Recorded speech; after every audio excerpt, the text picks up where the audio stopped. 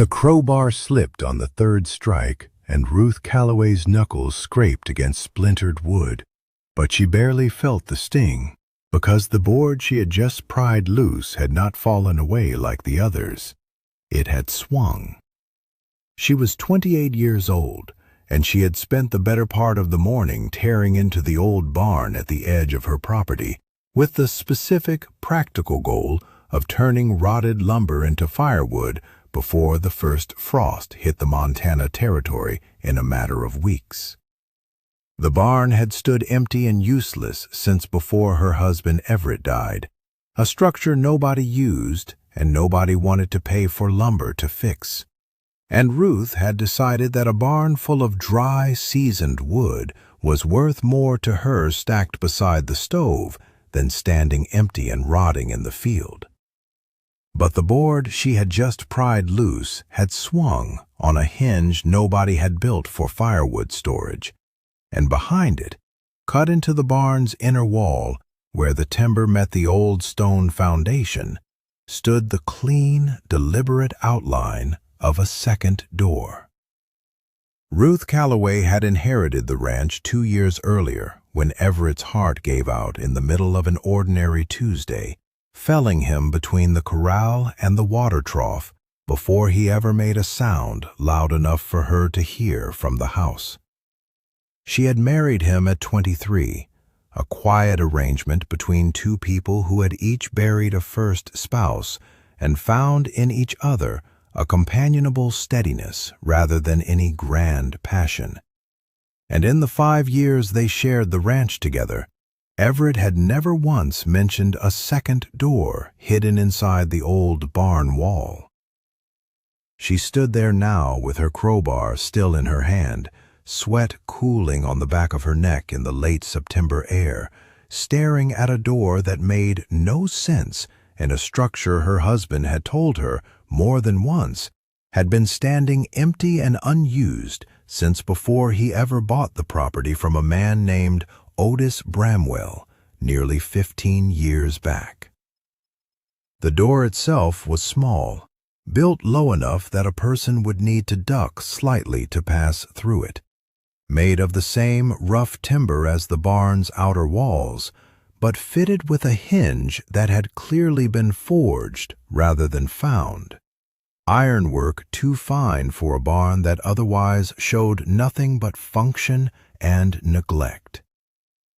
Dust had settled into every groove of the wood, thick enough that Ruth understood immediately nobody had opened this door in a very long time, certainly not in the 2 years since Everett's death, and likely not for years before that either. She set the crowbar down against the barn wall and reached for the door's edge with her bare hand, feeling the grain of old wood beneath her fingers, cool and slightly damp from whatever lay behind it. The hinge groaned when she pulled, a low complaint that echoed through the empty barn, and the door came open slower than she expected, revealing not the shallow storage space she had guessed at, but a narrow set of stone steps leading down into darkness. Ruth stood at the threshold for a long moment, weighing the practical concerns of a woman alone on a ranch against the pull of a mystery that had just opened up beneath her own barn floor. She had no lamp with her, only the crowbar and the daylight filtering through the barn's broken slats, and the sensible choice was to close the door, fetch a lantern from the house, and return properly prepared. But therefore, standing there with dust motes drifting in the shaft of afternoon light, Ruth found she could not simply walk away without knowing, at least, how far the steps descended and what waited at the bottom of them. She counted 12 steps down before the passage leveled into a small chamber cut directly into the earth beneath the barn, walls reinforced with the same careful stonework as the foundation above, and when her eyes adjusted to the dim light bleeding down from the open door behind her, She found herself looking at a room that someone had built with intention, not carved out by accident or left behind by whatever structure had stood on this land before Everett ever bought it. A single wooden shelf ran along one wall, and on it sat a collection of items that told Ruth, in the space of a single glance, that this ranch held a history her husband had never once shared with her in 5 years of marriage. A ledger book, its leather cover cracked with age. A tin box, rusted at the corners. A folded stack of letters bound with twine gone brittle and gray. And beside them, half covered in a film of dust so thick it had become its own kind of shroud, a woman's shawl, moth-eaten but still holding traces of a deep indigo dye. Ruth climbed back up the stone steps into the daylight, her mind working through possibilities faster than she could organize them into anything coherent, and she understood, standing there in the wrecked barn with a crowbar in one hand and a decade or more of buried secrets waiting below her feet, that whatever she found in that chamber would not simply be a curiosity to satisfy and forget. It would answer questions about the man she had married and about the land she now called her own, and she was not certain, standing there in the settling dust, that she was prepared for whatever those answers might be. She fetched a lantern from the house before she did anything else, because sensible habits did not abandon a person simply because curiosity had taken hold. And by the time she returned to the barn, the sun had begun its slow slide toward the western ridge, throwing long shadows across the yard that made the barn's broken silhouette look older and more secretive than it had that morning. The lantern light revealed details the daylight had left in shadow. The stone walls of the hidden chamber had been built with real care, fitted joints and even coursing that spoke of a mason's hand rather than a rancher's rough improvisation. And Ruth found herself wondering how long the chamber had stood here, whether it predated Everett's ownership of the land entirely, or whether he had built it himself sometime in the years before she came to share his life. She set the lantern on the shelf beside the ledger book and lifted the cover with careful fingers, aware of how fragile old paper became after years of damp storage, even in a chamber as dry as this one seemed to be. The first page held a name written in a careful, looping hand that was not Everett's, a name Ruth did not recognize at all. Property and provisions, the page read, kept for Josephine, beginning this spring of 1861. Ruth turned the pages slowly, finding entries recorded across what appeared to be several years. Notes on supplies purchased, small sums of money set aside, references to a woman named Josephine that grew more frequent and more familiar as the entries progressed, until the handwriting itself seemed to soften around her name, the way handwriting sometimes does when the person writing it holds real affection for the person named. But she found no surname attached to Josephine anywhere in the ledger's pages, and no explanation of who this woman had been or what relationship she held to the land Ruth now called her own. She set the ledger aside and reached instead for the bundle of letters, working the brittle twine loose with careful fingers, and unfolded the first letter to find handwriting that matched the ledger's careful hand, addressed to a name Ruth did recognize immediately, because it was the name of the man Everett had told her more than once had owned this land before him. "Dearest Otis," the letter began, and Ruth felt something settle cold and strange in her chest as she read further, understanding slowly that whatever history lived in this buried chamber reached back further than her husband's ownership of the ranch. Back to Otis Bramwell himself, the man Everett had bought the property from 15 years before. Ruth ever arrived to share his life on it. The letter spoke of a woman's circumstances that grew increasingly desperate as Ruth read further. References to a difficult situation in a nearby town, to danger she could not fully name in the careful language of the era, but that Ruth understood well enough between the lines. The particular vocabulary women of that time used when writing about threats too dangerous to state plainly on paper that might be read by unfriendly eyes. "I cannot stay where I am much longer," the letter continued. "You have offered more kindness than any man has shown me since my husband passed, and I do not know how to accept it without shame. But I find I have run out of other paths to walk." Ruth read the letter twice, then set it carefully back with its companions, understanding now that she had stumbled onto something considerably more complicated than an old storage room built by a previous owner. She thought of Otis Bramwell, a name she had heard only in passing, mentioned by Everett as the man who sold him the ranch and then moved on to territory further west. And she wondered now what history had unfolded on this land before either of the men who had owned it chose to speak of it to the women who came after. She gathered the letters and the ledger and carried them up into the daylight, leaving the tin box and the shawl for another visit because the light was fading fast now, and she did not care to be caught in an underground chamber after dark, with only a single lantern for company.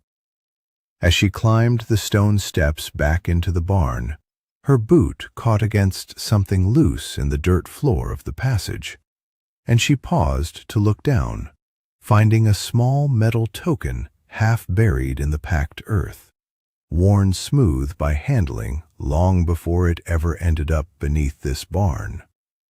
She pocketed it without examining it closely, her mind too full of the letters and the woman named Josephine to give the token proper attention, and she carried her discoveries back to the house as the last light drained from the sky, aware that sleep would not come easily to her tonight. The nearest neighbor Ruth trusted enough to ask about old history was a woman named Della Whitfield, who had lived in the territory for nearly 40 years, and who Ruth had visited on occasion since Everett's death, mostly for the practical companionship two widows sometimes offered each other in a landscape that did not make solitude easy for a woman alone.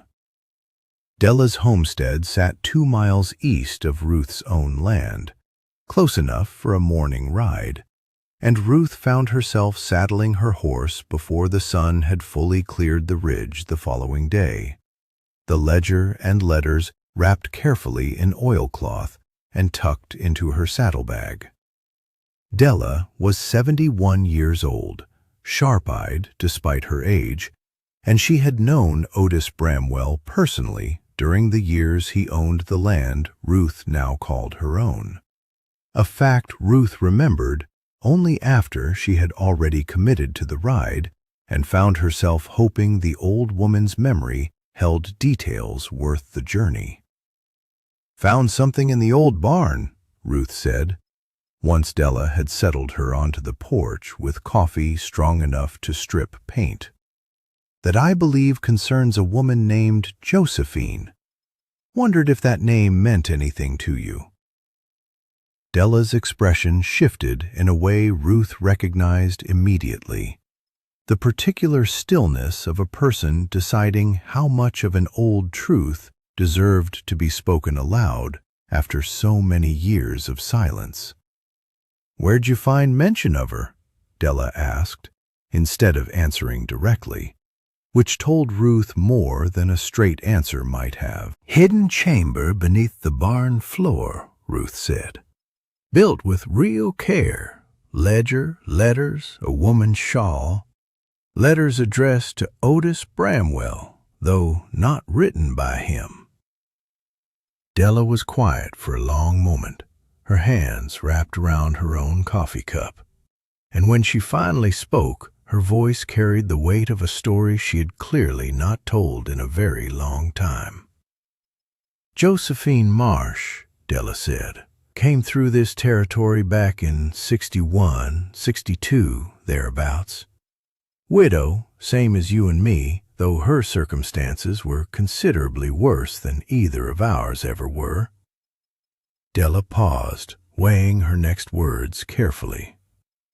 "She was running from a man back east. Her husband's brother, if I recall it right, who'd decided that a widow's land and money ought to belong to him instead of her, and who was not the sort of man to accept refusal politely." Ruth felt the letters in her saddlebag take on new weight at this explanation, the desperate language she had read the night before suddenly making clearer, sharper sense. "Otis hid her," Ruth said, understanding arriving in pieces. "Built that chamber to hide her." "Built it to keep her safe while word could travel and proper arrangements could be made," Della said. "This territory wasn't kind to a woman traveling alone, with money and land and no husband to stand between her and men who felt entitled to take what wasn't theirs. Otis Bramwell was a good man, whatever else folks said of him. He gave her shelter when she had nowhere else to turn, and he never once asked anything of her in return beyond her safety." "What happened to her?" Ruth asked. "After?" Della's expression grew distant, remembering something she had clearly carried alone for decades. "She stayed near a year, far as I recall. Otis kept her hidden when word came through that her brother-in-law had hired men to track her west. Chamber wasn't just storage, understand. It was refuge, built and stocked and ready for the day she'd need to disappear from sight entirely if trouble came looking." "Did trouble come looking?" Ruth asked, though something in Della's face already told her the answer mattered more than she expected. "Twice," Della said. "First time, Otis hid her below and told the men who came asking that no widow by that name had ever set foot on his land. They believed him. Second time was closer. Men came at night, and Otis had maybe 10 minutes warning before they reached the property. She went below, and Otis stood in that barn and told them straight to their faces he'd shoot the first man who tried to search his property without cause. Territory law backed him on that, mostly. Man's land was his own business unless a lawman had proper reason to search it." Ruth sat with this information for a long moment, turning her coffee cup slowly in her hands, thinking of the careful stonework in the hidden chamber, the ledger tracking provisions kept specifically for a woman's survival, the letters that spoke of gratitude too large for the plain words available to express it. "What became of her in the end?" Ruth asked again, needing the full shape of the story now that she had come this far into it. "She left, eventually," Della said. "Once word came that her brother-in-law had died of fever back east, and whatever claim he held over her circumstances died with him. She wrote Otis a letter of thanks, packed up what little she'd brought with her, and moved on to build a life somewhere she wasn't looking over her shoulder every hour of every day. I believe she settled in California, though I couldn't say for certain. Otis never spoke of her much after that, though I always thought there was something between them that went deeper than simple kindness, something neither of them acted on, whatever the reason." Ruth thought of the shawl in the chamber, left behind rather than carried away. and wondered whether that had been an oversight or deliberate choice. A piece of herself Josephine Marsh had left behind, for reasons neither Ruth nor Della could fully reconstruct at this distance. "Why didn't Everett ever mention any of this?" Ruth asked, though she suspected Della's answer before the old woman spoke it. "Might not have known himself," Della said. "Otis kept that chamber quiet even for most folks in the territory. Man wasn't inclined toward talk, and by the time he sold the land to your husband, whatever happened there had settled into old history nobody thought worth mentioning to a new owner. Some things get buried simply by time passing, not by anyone's deliberate choice to keep them hidden." Ruth rode home that afternoon with the ledger and letters still in her saddlebag, and the metal token she had pocketed in the barn resting alongside them. And she found herself thinking, as her horse carried her back across land she had called her own for 2 years without ever suspecting what history it held, about the particular kind of courage it must have taken Josephine Marsh to survive what she survived, hidden in darkness beneath a stranger's barn, trusting a man she barely knew with her very life because the alternative offered nothing but danger. She thought, too, about Otis Bramwell, a man reduced in her mind to a single line in Everett's occasional stories about the ranch's history, and she understood now that he had been someone considerably more complicated than that brief mention had ever suggested, a man who had built a hidden refuge with his own hands and risked his own safety to protect a woman who had no other claim on his loyalty beyond simple human decency. That evening, Ruth returned to the barn with her lantern properly trimmed and a fresh determination to see the hidden chamber through to whatever else it might reveal. She descended the stone steps again, the chamber exactly as she had left it, and this time she turned her attention to the rusted tin box she had left untouched the day before. The box resisted her at first, its hinge fused with rust, but she worked it open with the edge of her crowbar, and inside she found a small collection of coins, American and foreign both, along with a folded piece of paper that had survived the years better than she expected, protected as it was inside the tin's rusted shell. The paper held a short note in the same careful hand that had written the ledger's opening page, though the handwriting here looked shakier, written perhaps in haste or under some pressure Ruth could only guess at. "If I do not return for these," the note read, "I hope whoever finds them uses them toward keeping this place safe for whoever needs it next. There is always another woman running from something. I hope you help her the way you helped me." Ruth sat on the cold stone floor of the chamber for a long while after reading this note, the lantern light flickering against the careful stonework Otis Bramwell had built with his own hands more than 2 decades before, and she found herself understanding something about the ranch she had inherited that went deeper than property lines and cattle counts and the ordinary practical business of running a homestead alone. This land had been a refuge once, built and maintained by a man whose kindness had never made it into the stories Everett told her about the property's history, and Ruth found herself wondering, sitting there in the quiet dark, whether that history was truly finished or whether it was simply waiting for someone willing to continue it. She climbed back into the barn as full darkness settled over the ranch, and she stood for a long while, looking at the second door, now propped permanently open, its hinges no longer strangers to use after decades of silence. She thought of the crowbar that had first swung it open, of the accident that had led her to a history nobody living had thought to share with her, and she understood, standing there in the cooling night air, that some inheritances arrived not through deliberate gift, but through the simple, patient work of uncovering what previous owners had chosen to bury. The following weeks brought a change to Ruth's daily routine that she had not anticipated when she first set out to tear down an abandoned barn for firewood.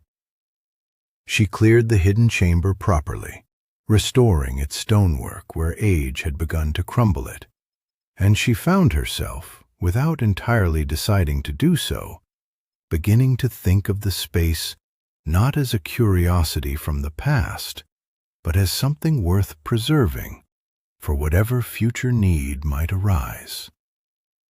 Word traveled through the small community the way word always traveled in a territory where neighbors depended on each other's knowledge more than any newspaper.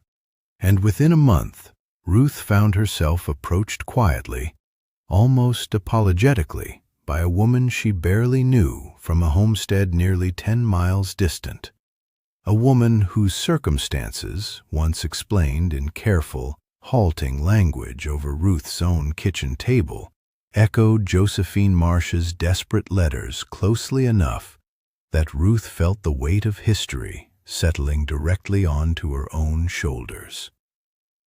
The woman's name was Winifred Tett, and she had married into a family whose patriarch had died the previous winter, leaving behind a son who had decided, in the months since, that Winifred's continued presence on land he now considered exclusively his own was neither necessary nor welcome, expressed through threats that had grown steadily less veiled as the weeks passed. Ruth listened to Winifred's careful, frightened explanation, and she thought of the ledger's opening page, the careful provisions kept for a woman named Josephine nearly 2 decades before, and she made her decision with the same clear certainty that had driven her to pry open that second door in the first place. "There's a place on my property," Ruth said, "built a long time ago by a man who understood what it means for a woman to need somewhere safe when the rest of the world has turned against her. I'd be glad to offer it to you, for as long as you need it." Winifred's expression, caught somewhere between disbelief and desperate relief, told Ruth everything she needed to know about the rightness of her decision. And over the following weeks, Ruth found herself restocking the hidden chamber with the same careful attention the ledger's old entries described. Provisions and supplies set aside specifically for a woman who needed refuge rather than charity, safety rather than pity. She did not need to hide Winifred below ground the way Otis Bramwell had once hidden Josephine Marsh, since the son's threats, once confronted directly by several of the territory's more respected ranchers, who Ruth quietly informed of the situation, proved considerably less substantial than his bluster suggested. But the chamber's existence, and Ruth's willingness to offer it, gave Winifred something Ruth understood mattered as much as any physical protection: the simple, steadying knowledge that somewhere in this hard territory, a door stood ready to open for her if the need ever became real. 3 months after Ruth first pried open the second door behind the barn's rotted wall, autumn had fully settled over the Montana territory, the cottonwoods along the creek gone gold, and the mornings sharp with the first true cold of the season. Ruth stood in the barn doorway one such morning, watching frost melt slowly off the fields as the sun climbed higher, and she found her hand drifting to her pocket, where she had taken to carrying the small metal token she had found in the chamber's dirt floor on that first afternoon of discovery. She had finally examined it properly in the weeks since, cleaning away the dirt and tarnish to reveal a simple engraved design, initials she now recognized as belonging to Josephine Marsh herself. And Ruth understood, turning the token over in her fingers, as she had taken to doing whenever her thoughts wandered back to the story Della had shared with her, that it represented something considerably larger than a simple lost object. It represented a chain of women helping women across years and circumstances none of them could have predicted. A history buried and then uncovered, and then, through Ruth's own choice, continued forward into a present that still held the same dangers the past had always held for women alone in a hard, unforgiving territory.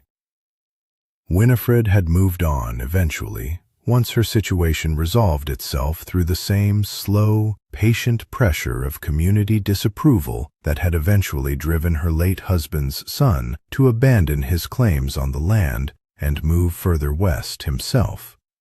But she had left Ruth with a gratitude that echoed, almost word for word, the gratitude Josephine Marsh had once expressed to Otis Bramwell in letters written more than 2 decades before. Ruth thought of this history often now, standing in her doorway on cold mornings. And she thought, too, of the particular strangeness of a life that could turn so completely on the accident of a slipped crowbar and a board that swung instead of falling.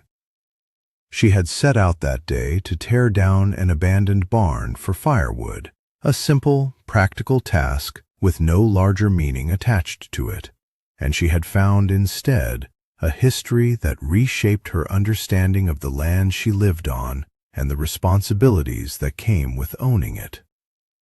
The barn itself still stood, though Ruth had abandoned her original plan to tear it down entirely for lumber. She had repaired what needed repairing, reinforced what age had weakened, and left the second door standing open at all times now, no longer a secret, but simply a feature of the property, understood by Ruth and by the small circle of neighbors who now knew its purpose, ready for whatever future need might someday arrive at her door seeking shelter. She kept the ledger, the letters, and the shawl in the house now, preserved carefully in a cedar chest that had once belonged to Everett's mother, and she had begun, in the quiet evening hours after her daily work was finished, keeping her own ledger in the same careful hand Josephine Marsh had once used to track provisions and small kindnesses, a record of her own that she hoped someday some future owner of this land might find and understand the way she had come to understand the history that came before her. Standing in her doorway that cold autumn morning, Ruth found herself wondering how many other properties across this hard territory held their own hidden histories, their own second doors waiting behind rotted walls for someone curious enough or desperate enough to find them. She wondered how many women like Josephine Marsh, like Winifred Toddy, like herself, had found refuge in spaces built by people whose kindness never made it into the official record of a place's history, remembered only in careful handwriting on brittle paper, waiting patiently in the dark for someone to finally come looking. She thought that was, perhaps, the truest inheritance a person could receive from the land they called their own. Not the buildings or the cattle or the careful accounting of a property's worth, but the quiet, patient kindness of people who had come before, waiting to be uncovered by whoever proved willing to look past the surface of things and ask what history might be hiding just behind the wall. What might you find if you looked closely enough at the walls around you?